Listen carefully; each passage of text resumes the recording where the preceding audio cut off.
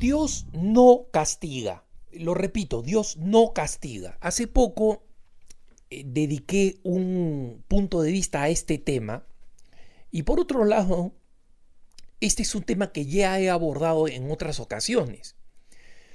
Me sorprendió, sin embargo, recibir algunos mensajes por las redes sociales y un par de correos electrónicos, algunos de ellos de la misma persona, otros de distintas personas, que no solamente tratan de argumentar diciendo que Dios sí castiga, sino que me piden específicamente que me retracte.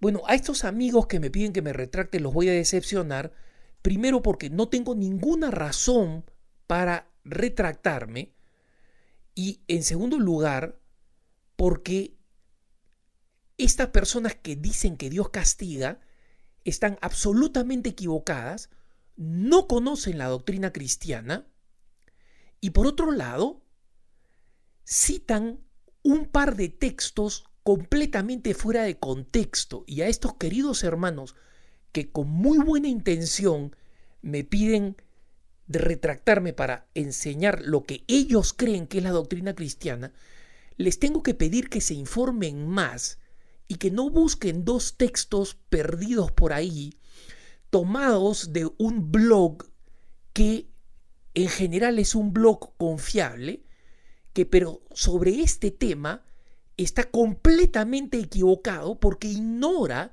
el conjunto de la doctrina cristiana. Cito aquí a uno de los que trata de argumentar respecto de que Dios sí castiga. El argumento primero que usa es el siguiente, y leo textualmente. El Papa Benedicto XVI afirmó en su homilía durante la inauguración de la 12ª Asamblea Ordinaria del Sínodo de Obispos el 5 de octubre del 2008 que Dios, aún sin faltar jamás a su promesa de salvación, ha tenido que recurrir con frecuencia al castigo de su pueblo por su infidelidad. Correcto.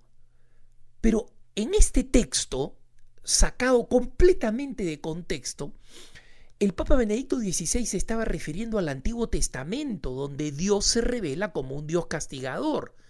Es obvio que en el Antiguo Testamento Dios castiga. Los ejemplos abundan. Incluso al gran amigo de Dios, Moisés, por haber perdido la paciencia en Meribá y haber golpeado 2 veces con el palo para que saliera agua en vez de una sola vez por furia, Dios lo castiga y no le permite ver la tierra prometida. La mujer de Lot que se convierte en sal y tantos otros castigos, el mismo diluvio universal. Por supuesto que Dios se presenta como un Dios castigador, ¿no? Pero es el Dios del Antiguo Testamento, no del Nuevo. Y este mismo amigo vuelve a citar como gran texto diciendo: el Papa Juan Pablo II en su audiencia general del 13 de agosto de 2003 nos habla de que efectivamente Dios castiga tal como lo presenta el libro de Tobías. Dios castiga y tiene compasión. Hermanito, ¿sabes dónde está el libro de Tobías? ¿Sabes dónde está el libro de Tobías? Está en el Antiguo Testamento, ¿no? Está en el Antiguo Testamento, no está en el Nuevo. En el Nuevo están los 27 libros que incluyen los 4 evangelios, los Hechos de los Apóstoles, las cartas de San Pablo, incluyendo las cartas católicas, la carta a los Hebreos, la carta a Santiago, primera de Juan, segunda de Juan, la carta de Judas, el Apocalipsis. En ninguno de ellos se habla del castigo fuera de la pena final. En consecuencia, Dios, que esto te quede bien claro, no castiga. Nuestro Dios no castiga. Y si tú crees que puedes utilizar estas citas donde los papas se refieren a pasajes del Antiguo Testamento, Dios no castiga solamente en esos ejemplos en los que, como dice el Papa Juan Pablo II en dives in misericordia, es decir, en rico en misericordia, los pasajes en los cuales Dios castiga e incluso pone a prueba no son comprensibles a la luz del Nuevo Testamento. Eso es lo que dice. No son comprensibles. El libro de Job, por ejemplo, donde Dios somete a Job a todos estos castigos inexplicables y al final solamente termina dándole la razón después de que ha perdido a esposa, hijos, tierra, ganado, salud, todo. Dios le termina diciendo, él tiene razón, y le da la razón en la discusión con los amigos. ¿Cómo podría Dios someter a alguien a esta cantidad de horrores en su vida? La pérdida de todo lo que valora, seres amados, bienes, propiedades, salud personal, solamente para decir, él tiene razón. Y por eso es que Juan Pablo II dice, el libro de Job es un libro incompleto que solamente se entiende a raíz de el Nuevo Testamento. El libro de Job es un libro incompleto por el castigo y solamente se entiende en la misericordia infinita de Dios, cuya expresión suprema es el Hijo pródigo. ¿Qué es lo que hace el Padre? Que Jesucristo dice claramente que simboliza a Dios. ¿Qué hace cuando el Hijo regresa después de haber vivido como un perro y como un cerdo? No hace nada. Uno de los hermanos que me escribe dice, no hay que tenerle pánico a la palabra castigo buscando reemplazarla con sinónimos más suaves. No, hermanito, te has equivocado. Nadie le tiene pánico a la palabra castigo. Nadie le tiene pánico. Es más, a mí ganas no me faltan. Si por mí fuera, parece que nunca me has escuchado, si por mí fuera, a más de uno yo lo agarraría a palos. ¿Pero por qué no lo hago? Porque Dios no castiga y porque yo soy cristiano y en consecuencia no puedo castigar.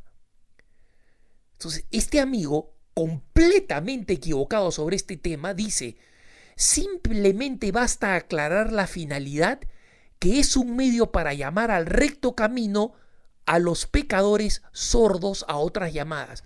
Aquí está tu respuesta. Simplemente basta aclarar la finalidad.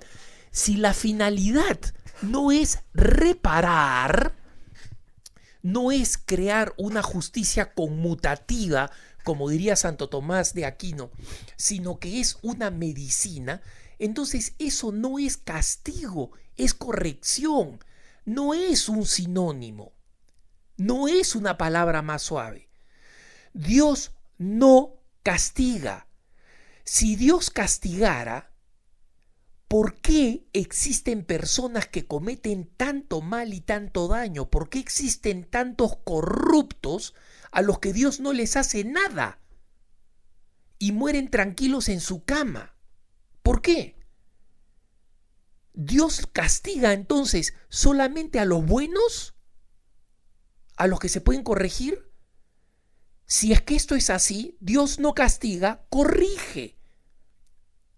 Entonces, la misma realidad en la que nos encontramos, donde tenemos nosotros a perversos miserables, a veces de pequeño rango en nuestros propios países, corruptos, abusadores de menores, violadores, asesinos, psicópatas, a los que no les pasa nada, se vuelven ricos y mueren en su cama.